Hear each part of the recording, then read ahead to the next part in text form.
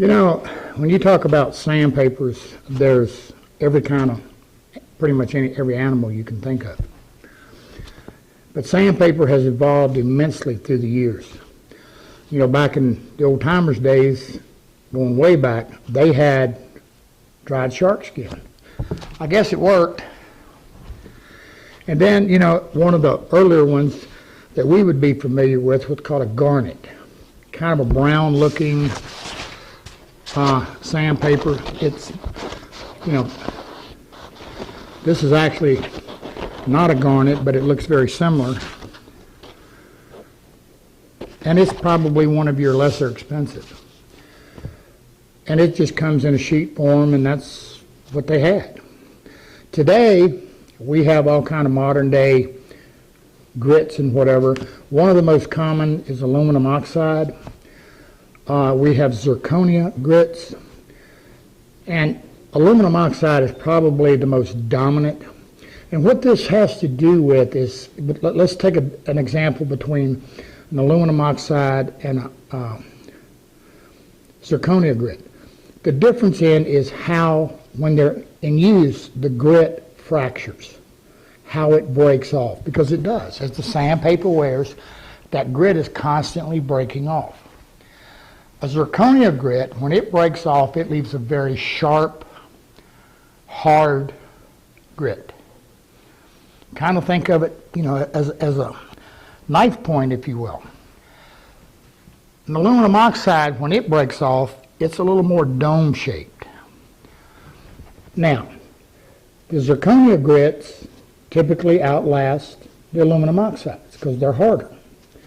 However, if you're using a zirconia grit, one of the things you want to do, because of that sharp surface, that sharp grit, is it's more aggressive.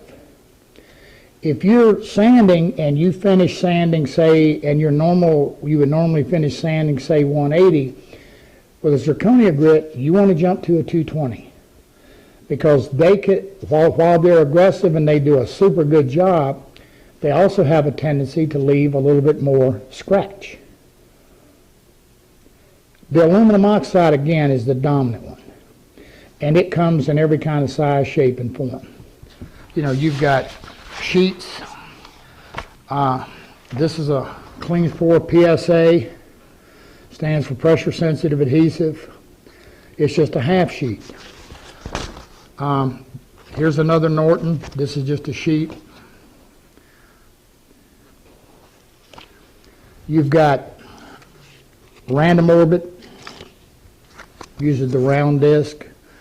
You've got sandpaper that has, called Hook and Loop, that has a Velcro on the back of it.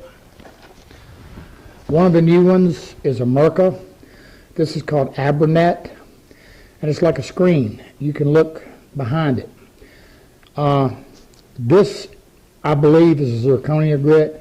The Abranet is a very aggressive cutting sandpaper, and because of the screen in it, it's excellent for dust collection as well. And that's the reason when you buy the Abranet, if you've got whatever your hole sequence is on your sander, you don't have to worry about it too much, because the dust collection is done through the screen. Again, with the Abranet, you always want to go one grit above what would be your normal stop point. Then we have the silicon carbide. This is the black, often called wet or dry.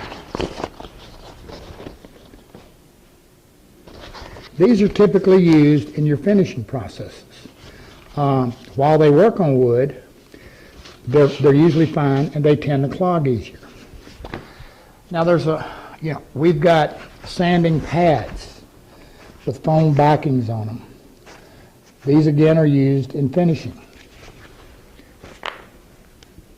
The other thing that you run into is the numbering of how these are, the numbers that denote.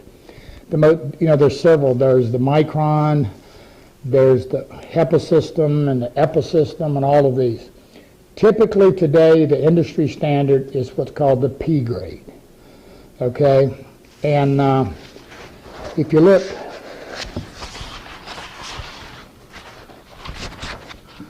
On the back of these, you'll denote, here's a P600,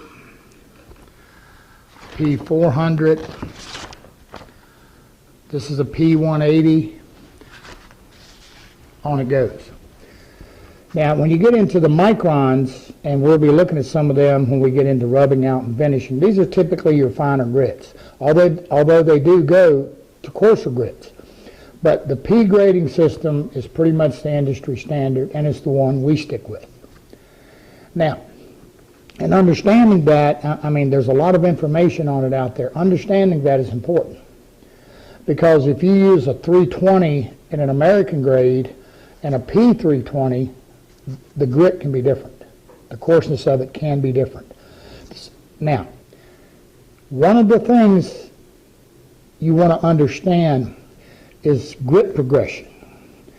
Now, you're going to have a lot of people and a lot of guys out here, they want to sand so procedurally. They will start out, say, with an 80 grit, and then they're going to sand with 100, then 120, then 150, then 180. They're going to go through every single grit. You don't have to do that. You can easily skip a grit. In my world, we typically start sanding with 120. You know, unless we've got something major, glue lines or something to work down, we're going to start with a 120. Then we're going to go to a 180. When we're done with 180, we're done. Where do we go beyond 180? There's exceptions. Of course, raised panels, end grains, things like this, and we'll look at all of that. So normally within my stock of sandpaper, I'm going to have 80, 120, 180. I will have some other sandpapers. I've got, as you can see, I mean, I've got all kinds, and you'll be seeing the different ones and where we use them to do different things. But those are my three dominant sandpapers. Now, again, you don't have to go through every grit. That, you just don't. And you'll see all of that happen. That's pretty much all we deal with in sandpapers.